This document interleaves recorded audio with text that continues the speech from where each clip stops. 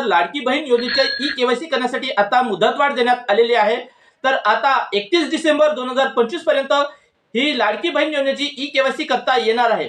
तर आता ज्या महिलेचे पती किंवा वडील नाही अशा महिलांना आता ई-केवायसी मधून सूट देण्यात आलेली आहे।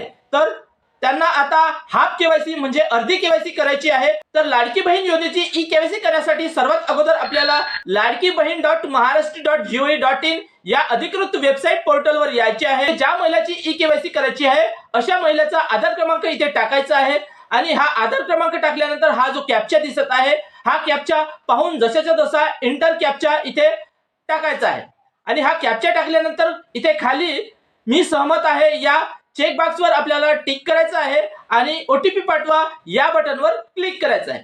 तर ओटीपी पाठवा या बटनवर क्लिक केल्यानंतर त्या महिलेच्या आधारला जो मोबाईल नंबर लिंक असेल त्या मोबाईल नंबरवर ओटीपी जाईल। तो ओटीपी पाहून आपल्याला जसाच्या तसा इथे टाकायचा आहे आणि ओटीपी टाकल्यानंतर सबमिट करा या बटनवर क्लिक करायचं आहे।